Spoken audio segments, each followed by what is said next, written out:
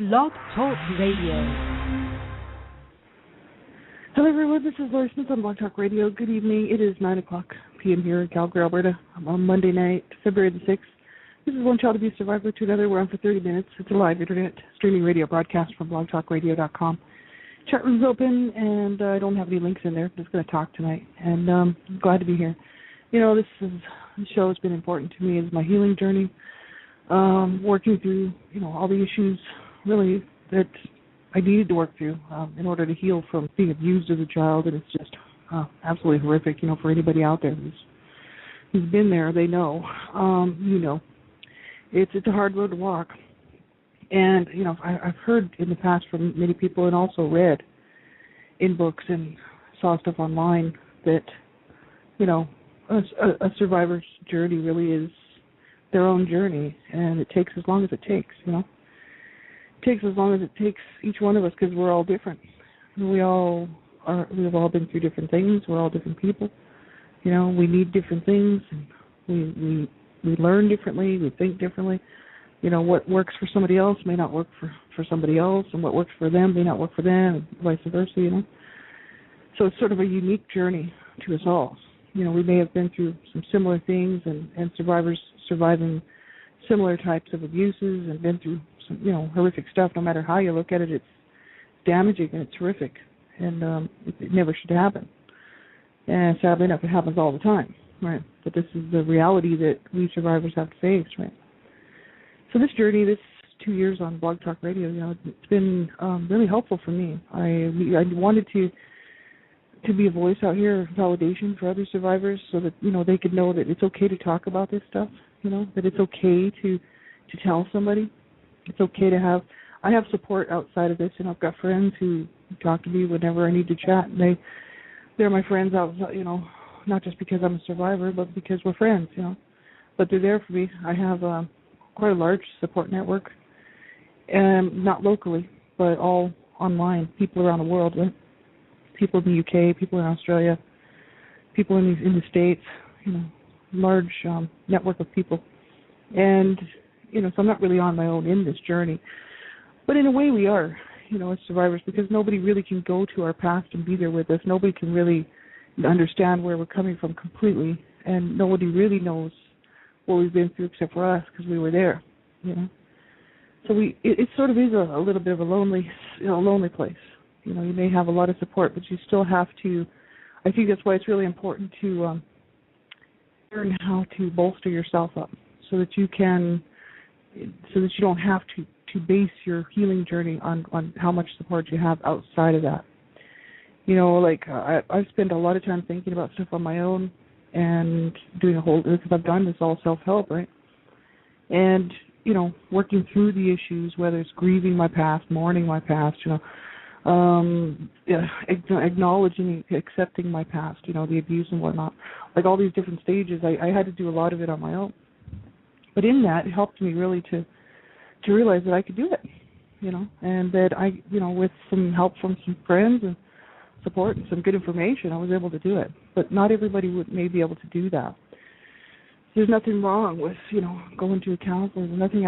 It's whatever you need. If you need a counselor or a therapist or group support. I like group support myself, because I believe there's safety in numbers, but that's just me. Some people prefer to have a one-on-one, type counseling therapy session, so that they can work with someone on one, more private, much more intimate, much more private, and that's fine, because we're all different, right? And so for me, I was hoping this show, would be helpful for other survivors, mainly One Child Abuse Survivor to Another. It was just me talking to other survivors, really. That's why I titled it that. And I had no idea how long I'd be doing this show, because I had no idea how long it would take me to feel like I'd healed. I thought, well, I don't know. This could go on for years, or it could go on for months. I have no idea. But it's been 2 years. It's been 2 years and like 3 months, and or 4 months. No, 3 months. And today I was sitting around, and I've had a lot of time off. Actually, I've had about 5 weeks off, because I'm in between jobs again. I usually work temporary work, but I prefer long-term contracts. Long-term contracts can go through years, 2 years, 1 year, 5 years, I like the longer-term contracts, and lately, especially this last year, I've just been getting like 2-year contracts and stuff, right? Or 2-month contracts, 2-month contracts, 6-month contracts, right? So I'm in between jobs again. 5 weeks, and I've had lots of time to just be me, without having to run out the door and get on the transit and get to work and be gone for 10 hours and get home and cook dinner. It's just been 5 weeks with my own, myself, and my life, right? So it has given me a lot of time to do a lot of thinking and a lot of, looking at some of the issues. And on a lot of my shows, mainly when I first started doing the shows, I was afraid to talk about the abuse. I really was. I was very nervous about it. My dad was here. My aged, 90-year-old, nearly 90-year-old abuser dad was staying with me for a year, and I decided to write my blog and to do these shows because he had pushed me to it. He was just as toxic and as abusive as he was when I was growing up, but he can't hurt me anymore physically because he's just too old. But his mind has not changed. His heart has not changed. He's still the same dad that he always was, which is not a very nice man. So I started writing the blog because I thought, man, I came to my grave with this information. I want people to know what he did to my family and what my mother did and what, that this is wrong, And I just wanted to be one more voice really speaking out against abuse and telling my story. And it wasn't so much from a victim standpoint going, look at me, I'm so wounded. It was like, look what happens to people, look what happens to children when you abuse them. And then look at me and look at what I've had to deal with my whole life. So this is why I did that. It was more for information purposes, right? And so, but in the meantime, I knew I had a lot of healing to do. I had been on my healing journey for 5 years. Well, not for 5 years, but 5 years now. Like, as a matter of fact, May 22nd will be 5 years. But about 2 years ago, it was 3 years. So I had been on the healing journey for 3 years before I started doing these shows. But I still was really nervous about doing these shows, especially one child abuse survivor to another. I really had a hard time talking about the abuse, and I almost didn't want to. I almost couldn't put the words out. You know what I mean? Like some of the words would come easy, and then some of it wouldn't. Some of it, and especially dealing with the child sexual abuse. I had never, since I was a teenager, told anybody that I had been sexually abused. I mentioned to a few people I had been molested. So the word molested to me, which doesn't mean, and it's not a slight against anybody who was molested, but the word molested for me was easier to say than incest and rape. For some reason, it just seemed a little bit more easier for my mind to think about. So, within about the last, especially about the last year, maybe or 8 months of the shows, I really focused on child sexual abuse because I knew I had to go through my own healing journey. Because I hadn't done it. I hadn't grieved it. I didn't even allow myself to feel anything about it, as an adult. I needed to allow myself to grieve it, to mourn it, to mourn my childhood, my lost childhood, to mourn the whole thing.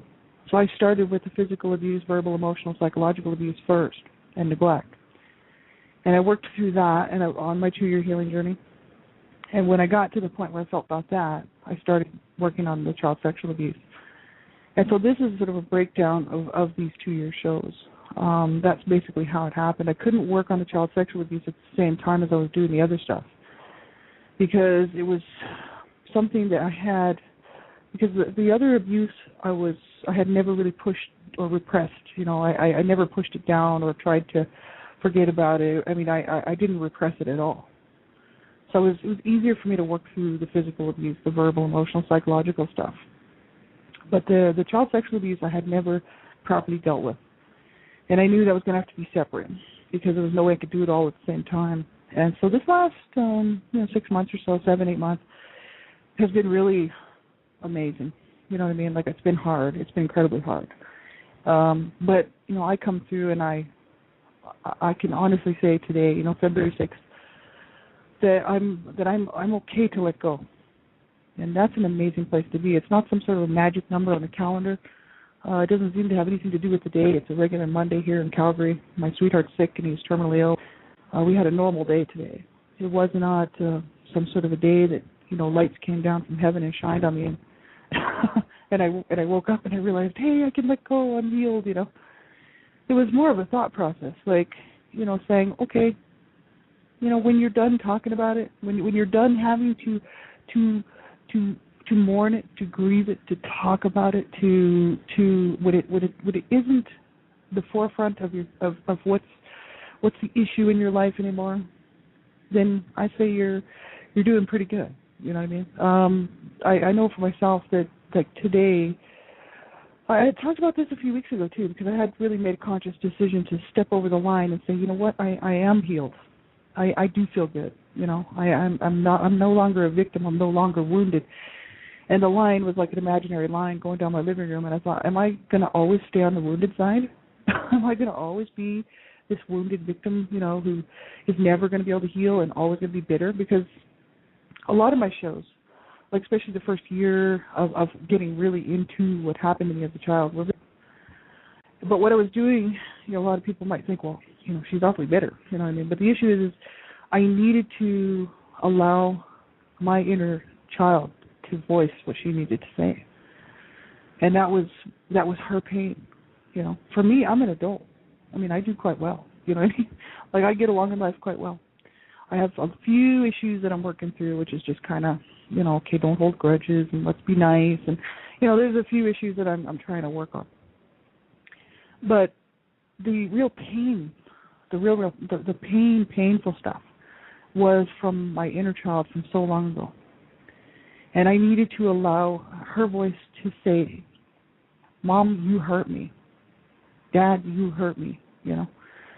And this little inner child was, you know, 7 years old, 8 years old, 9, 10, 11, 12. That's why I went through the stages, and I really went purposely through and talked and allowed my voice to be heard from so long ago, from these different stages, to say, yeah, at all these different points, I was so hurt, you know, and acknowledge it, and then to grieve it and mourn it, which I did pretty well in my spare time because I don't have time. I have to work full time and I'm quite busy, so that would have to happen on its own time.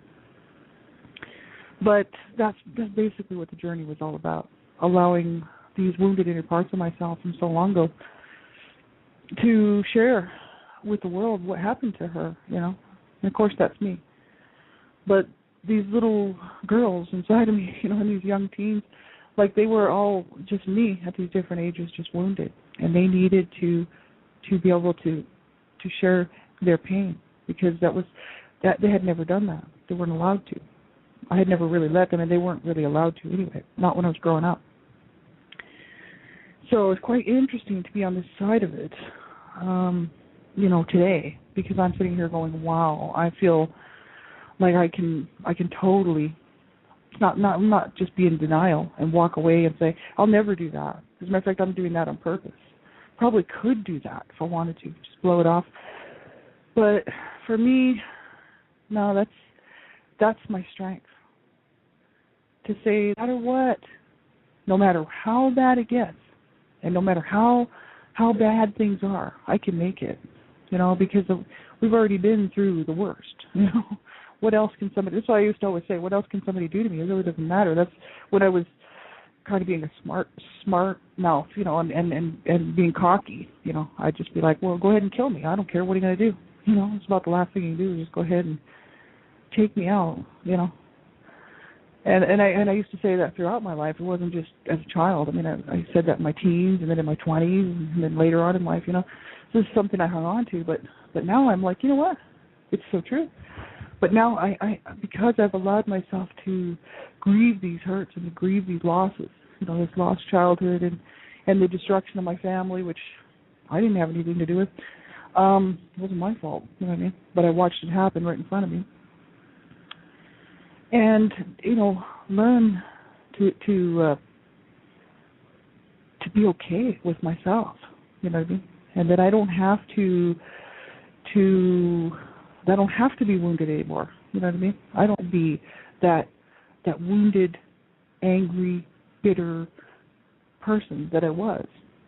You know, I don't have to be that way. That's a choice that we make. My mother chose to do that. My mom, like, I talk about her all the time because she was my example, you know, of what not to do, right? Because I said, man, I do not want to end up like her on my deathbed, miserable, you know, forget that. And so, it was a good learning lesson for me for sure. But I think that what's interesting about this whole thing is a lot of times survivors will say, well, when am I going to heal, and how long is this really going to take? Well, I think for everybody it's different. There's no magic date on the calendar that we can just say, well, let's see, in 2 months and 4 days you're going to be healed, and it'll be right about 8:30 in the morning. There's just no way. But I think what it is you wake up one morning, or you wake up one day, and you're just going along through your day, and all of a sudden it doesn't seem to hurt as much. It just doesn't seem to hurt like it did. And there may be a little bit of forgiveness in your heart somewhere. I don't know. That's up to you. There may be a bit of understanding in your heart. There may be, especially if it's something like parental abuse. I loved my parents very much, and I still love them. I still do. That's the whole issue. That's why it hurts so bad. But I'll always love them, whether they loved me or not. Really, I can't change that. But I myself, that's how I know that I'm okay. Because they could not kill that. They could not take that away from me. And I think that's awesome. That's a beautiful place to be. And I wish everybody could get to this point, where you can say, wow, I'm not hurting like I was before.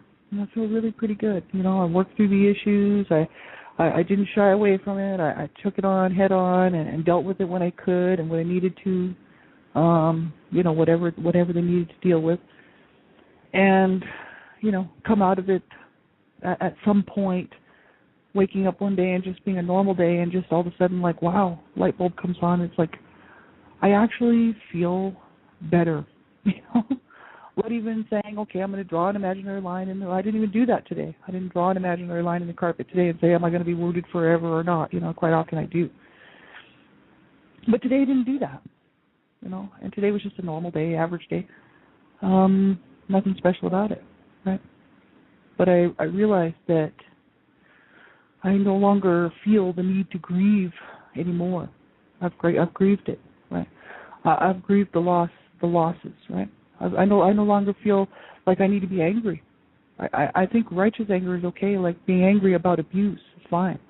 I think if people are happy about abuse, there's something wrong with them. Really, honestly, anybody who can be happy about abuse has to be a pretty sick individual. Abuse is a very sickening thing, and it's death. Really, it equals death. A little anger is normal. It's natural, and it's okay to be angry. It's just these perversions of anger, that cause self-injury or hurting other people or whatever. Then that's just anger that becomes twisted and is no normal anger. It becomes really a sickness, really.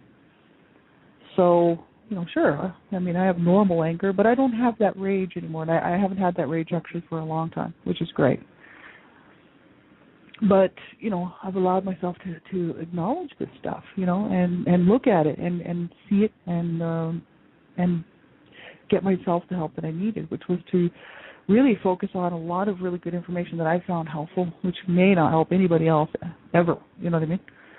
For me, mainly, it was 3 or 4 things. The Bible was a huge part of it because I'm a Christian, and I'm a big-time Christian. I don't talk about it a whole lot, but I really am. And I'd give up everything to go walk the streets and preach the gospel.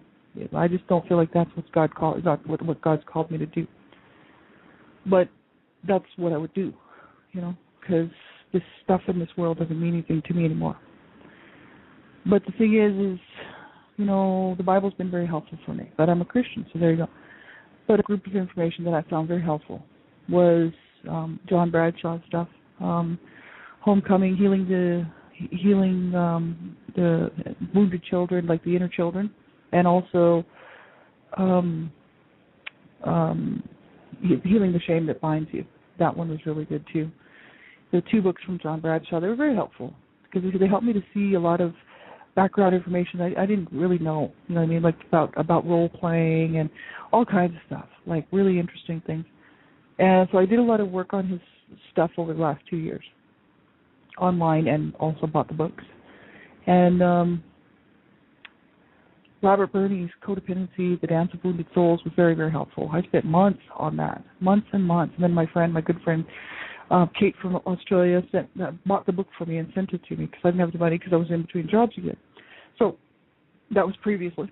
And so I have the book, and the work in there really helped me out.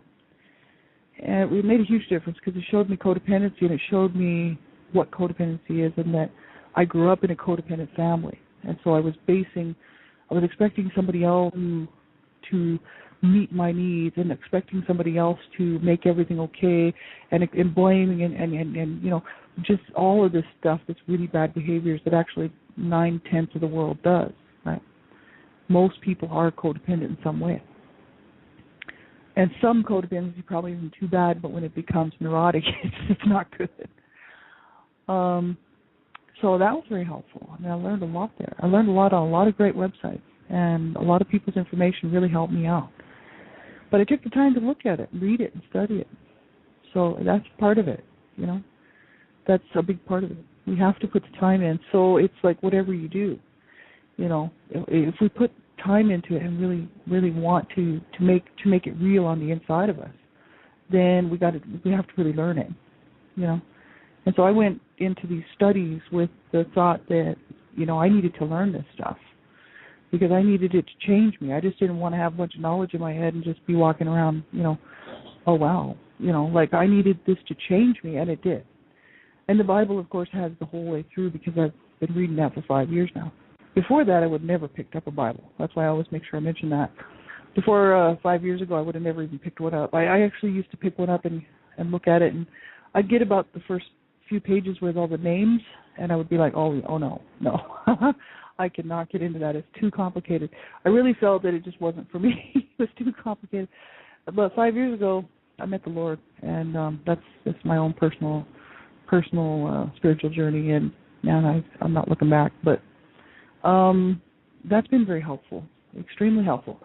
I talk to God all day, and I talk to God all day, every day, not just sometimes. And if people really knew how much time I actually spend talking to God, they'd be like, "Oh my God, how do you get anything done?" Because I'm talking to Him all the time, even when I'm doing stuff. Like I'm just communing with Him all the time. Because I really want to know what His will is for me. That's what I want to do. I don't want to do anything else except for what His will is. So I'm always got an ear tuned in, you know, and just in case He wants to tell me something. And I don't always follow through with it, but I try. I was talking to Him, and I'm like, do you want me to keep doing these shows? Because He kept telling me to do the shows. I would get confirmation. I'd be like, you know, I'd be praying to God, and I'd be like, you know, God, show me if you want me to you know, just bag the shows, or if you want me to keep going. And this was like probably a year and a half ago, you know. And He would say, keep talking, daughter, keep talking, daughter. And that's the message I would get from Him. So I just kept on talking and kept on talking and kept on talking. And I heard that again today, actually. I was thinking about, you know, canceling the shows and just moving on to something else, you know, and he confirms, you know, just keep talking, right? But I'm not, this One Child Abuse Survivor to Another really isn't just me being wounded all the time just to have a show here on Blog Talk Radio. This was my healing journey, right? And I did it on purpose because I wanted people to see an example of somebody who went through, from basic to, you know, all the way through, and the stuff I was dealing with and having to go through, and what I found helpful, and little reminders like, you know, to get help, right, and not to suffer along and in sadness and silence, and to make sure you reach out, you know, and these types of things. I just wanted to be a voice of encouragement for people as well, right? And it encouraged me in the meantime, because then I couldn't go back and say, well, I can't tell them to keep reaching out if I'm not going to do it, you know. I can't tell them to go get help if I'm not going to do it, you know. So to me, that'd just be like a double standard sort of thing, right? So I was like, no, it encouraged me to keep doing it.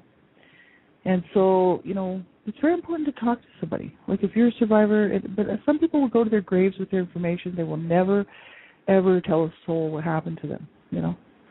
And they'll suffer along in silence for forever, but sometimes they feel they need to do that, and that's okay. But then, you know, make sure that you look for some self-help stuff. You know, that's what I did. even though I don't mind telling the whole world about what happened to me. The issue is that, self-help stuff was very good for me, because it allowed me to work within what I found was comfortable for me. But now I'm studying to be a counselor. Right? I don't have time to go and try to become a therapist. I am studying to become a counselor. And, would I recommend counselors? Absolutely. I talked to a couple of counselors that I thought were really awesome. And I thought, man, if I need to go to a counselor, I will.